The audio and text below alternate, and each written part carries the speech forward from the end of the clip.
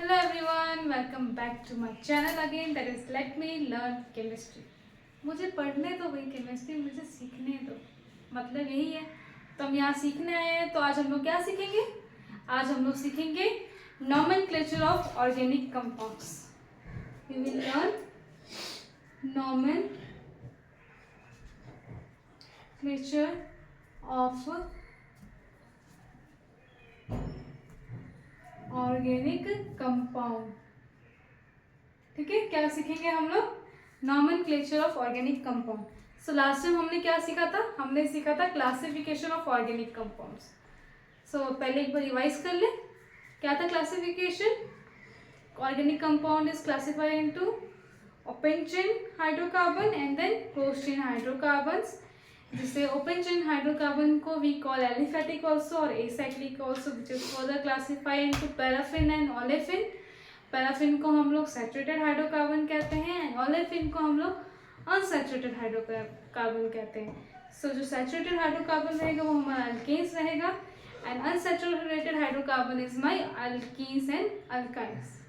When we come to the closed chain hydrocarbon, it is also known as cyclic hydrocarbon, which is further classified into homolytic and heterolytic. So homolytic means only carbon and hydrogen bonds are there. When there is a heterolytic, there is other atom is added, for example nitrogen, oxygen, sulfur. And your homolytic is again classified into alicyclic and aromatic. So alicyclic क्या होता है? Simple, we can take simple examples of the cyclic alkane, alkenes or alkynes. Where our this aromatic is the base of the aromatic compound is our benzene ring. And aromatic compounds क्या होते हैं? Carbon hydrocarbon carbon bond, 6 carbon bonded attached with alternate single bond and double bond. So this is nothing but the classification of organic compounds, or we can also call it as the classification of hydrocarbons. Okay, because our organic compound is a hydrocarbon. Now आज जो हम लोग topic पढ़ने वाले हैं, topic that today we are going to start is the nomenclature of the organic compound, और you can also say the naming of. Nomenclature means what? Naming. हम लोग क्या कर रहे हैं? नेम दे रहे हैं। कंपाउंड को कैसे नेम दे सकते हैं, that we are going to learn today. So the first nomenclature of organic compound we are going to see of the simple alkane compounds. Okay, अगर हमारे पास simple alkane compound हुआ, ठीक है, तो उसको हम कैसे नेमिंग करेंगे, that we are going to see today. So our heading will become the rules. So before knowing how to write the name, we have to see some rules. हर एक nomenclature को लिखने का एक रूल होता है, ठीक है। सो पहले हम लोग उस रूल्स को देखेंगे। When we understood those rules, we can easily write the nomenclature, we can easily write the IUPAC name. Okay, so rules for IUPAC name nomenclature of saturated hydrocarbons. Of saturated hydrocarbons, मैंने यहाँ पे क्या use किया? Saturated. Saturated means what? It is our simple alkanes. Okay, so the first rule will be my, you can write the rules with me. So the first rule will be my, select the longest carbon chain. First rule क्या रहेगा मेरा? Select the longest carbon chain. ठीक है, अभी आपको एक चीज ध्यान रखना है कि जब भी हम लोग नॉमेनक्लेचर सीखेंगे, it can not be simple carbon chain, वहां पे ब्रांच्ड भी रहेंगे, ठीक है। सो फर्स्ट रूल क्या है? Select the longest carbon chain. So let's see some example and then हम समझते हैं। सपोज मेरे पास ये कंपाउंड है, अभी मैं सिर्फ कार्बन कार्बन ले रही हूँ क्योंकि हमें पहले लॉन्गेस्ट कार्बन चेन को सिलेक्ट करना है। सो ठीक है, ये मेरा कार्बन चेन है, सिंपल अल्केन है। सो ये मेरा लॉन्गेस्ट कार्बन चेन है, यहाँ पे कोई ब्रांच नहीं है। अभी सपोज मैंने यहाँ पे,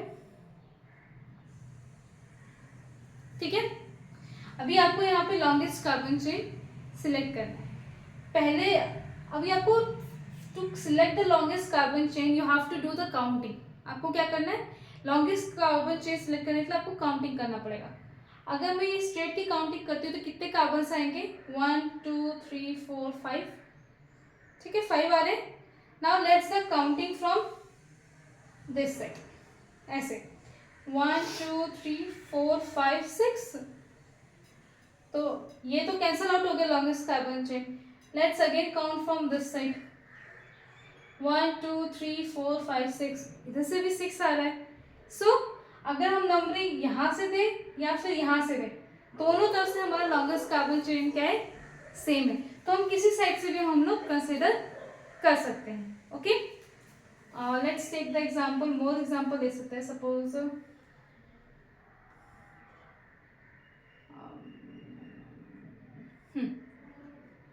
ठीक है,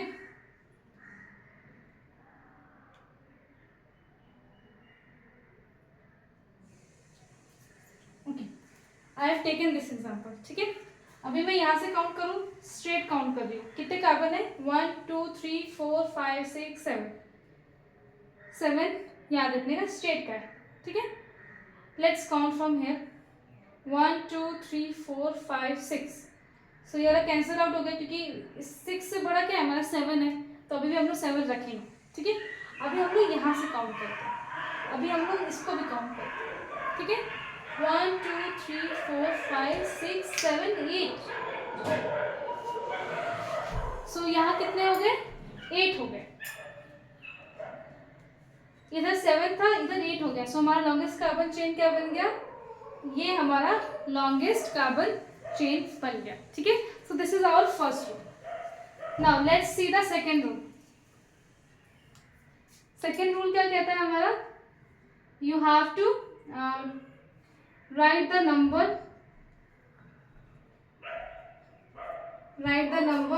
on the longest carbon chain। ठीक है, आपको क्या करना है, उस लॉन्गेस्ट कार्बन चेन में आपका नंबर लिखना है। अभी मैंने क्या लिया था, ये लिया था, ठीक है, ये 8 था ना। अभी मेरा ये लॉन्गेस्ट कार्बन चेन था, तो मैं नंबरिंग दूंगी, नंबर देते, सपोज मैंने 1 2 3 4 5 6 7 8, ठीक है, सपोज मैंने ये नंबर दे दिया, तो मैंने जो भी नंबर सिर्फ यहाँ से दिया है, I can give the number from the this side also. So to हमें नंबर किस साइड से देना है, इधर से देना है या इधर से देना है, उसके लिए हमें नेक्स्ट रूल में जाना पड़ेगा। So the next rule is,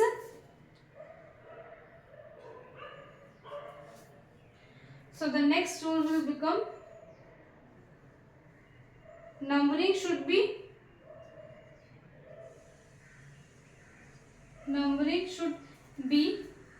such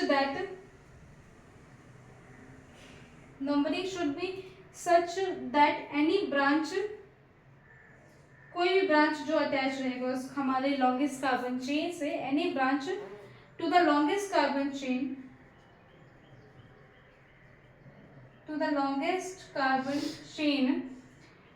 must be number with minimum numbers, must be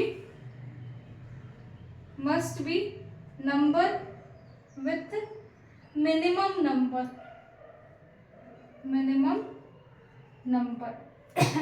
मतलब क्या है, एग्जाम्पल वही वाला एग्जाम्पल ले रहे हैं। ठीक है,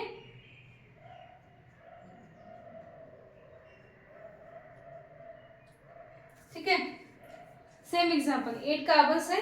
ठीक है, अगर मैं यहाँ से नंबर करती हूँ, अभी यहाँ पे ये मैंने, अगर सपोज मैं इसको स्ट्रेट लिख रही हूँ, इसको मैं ब्रांच कर दूँ, तो ये कैसे हो जाएगा मेरा, अगर जो लॉन्गेस्ट कार्बन चेन है उसको मैं स्ट्रेट लिख देती हूँ। ठीक है, एंड ये तो मेरा ब्रांच है, so I will write it the branch, so I am going to write in a different way. कितने, 8 कार्बन है ना, 3 8, ठीक है, एंड यहाँ पे मेरा क्या अटैच है, वो ब्रांच वाला कार्बन अटैच था, राइट। 3 कार्बन नीचे थे, एक से अटैच था, एंड 4 कार्बन इधर थे ना, यही स्ट्रक्चर था ना। अभी मैं इसको ऐसे लिख दिया क्योंकि ये ब्रांच है तो इजीली हमको दिख जाएगा ब्रांच। अगर मैं नंबरिंग मैंने ये मेरा ऊपर से ये मेरा नीचे था, right. If I would write do the numbering from this side 1 2 3 4 5 6 7 8, branch को कितना नंबर मिल रहा है? 5 मिल रहा है. ठीक है, 8 कितना नंबर मिल रहा है? 5 मिल रहा है. If I do the numbering from this side 1 2 3 4 5 6 7 8, इस साइड से नंबरिंग कर रही हूँ. If I am doing the numbering from left side, what is the number the branch carbon is getting? It is getting 4. So rule क्या कहता है? Numbering should be such that any branch to the longest carbon chain, कोई भी branch जो attach है हमारी longest carbon chain से, must be number with minimum number. उसका नंबर क्या होना चाहिए? मिनिमम नंबर होना चाहिए. यहाँ से नंबर 5 है, इधर से नंबर 4 है. सो मिनिमम नंबर किस तरफ से मिल रहा है? इस तरफ से मिल रहा है ना, as compare to this side. So हमें ऐसे ब्रांच को वो नंबर देना है जिस साइड से उसे मिनिमम नंबर मिल सके. That is our third rule. Fourth rule क्या कहता है हमारा? Each substituent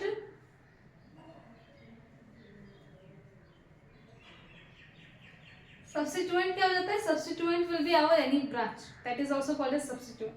so each substituent और branch is given name of the alkyl group. should given name of alkyl group. उधर लॉन्गेस्ट चेन का क्या नाम था हमारा? 8 कार्बन था. So it was octane. अगर सिंगल बॉन्ड लिया, ऑक्टेन लिया था.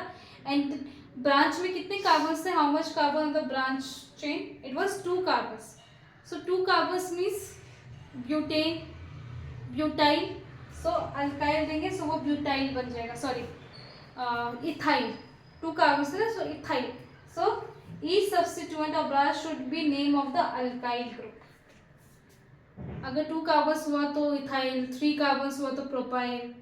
तो उसका नाम क्या होगा? अगर सिंपल में अल्केन्स ले तो it will become ethyl octane. ठीक है. फिफ्थ रूल क्या कहता है? That if more than one alkyl group, if more than one alkyl group is present,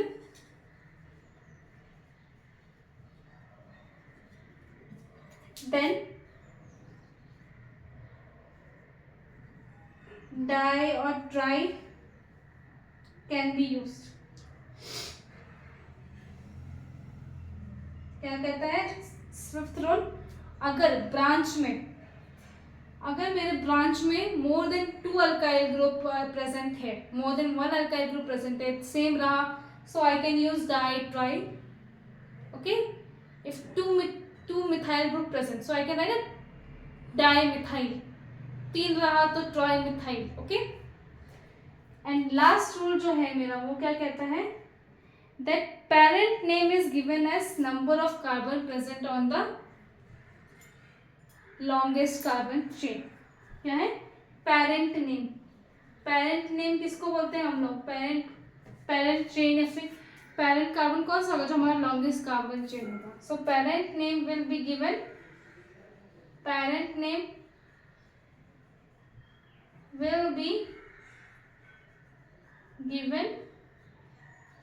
to the longest carbon chain.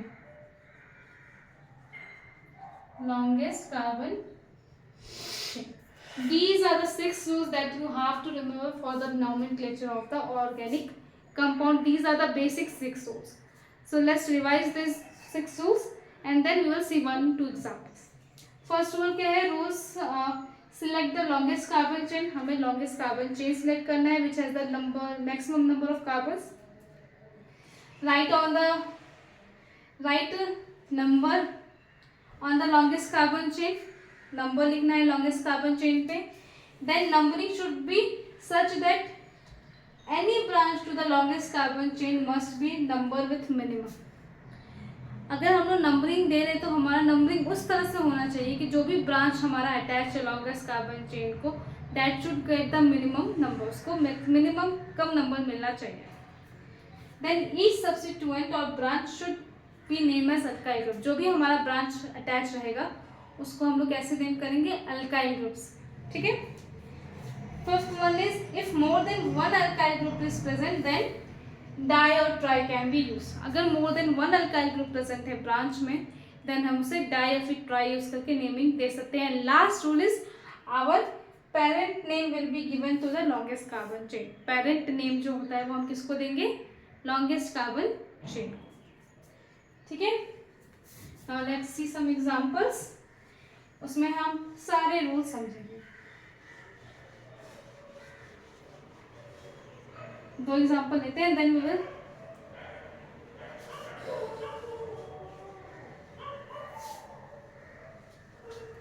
so first example is our simple this CH3 CH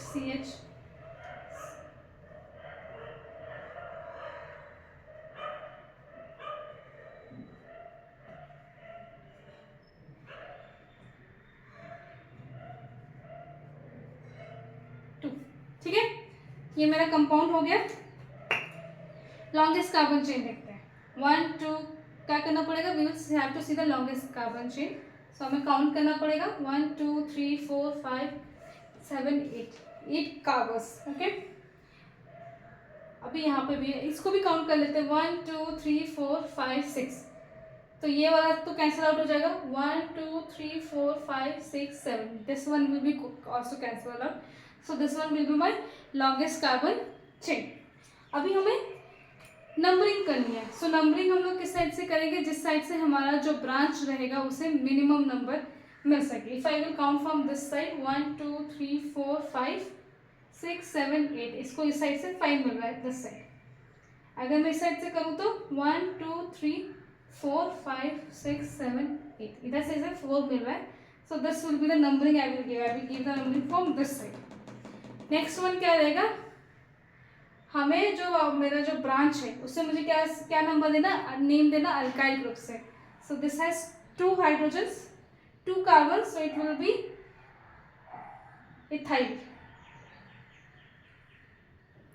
ठीक है, इस branch का क्या नाम हो गया, इथाइल हो गया।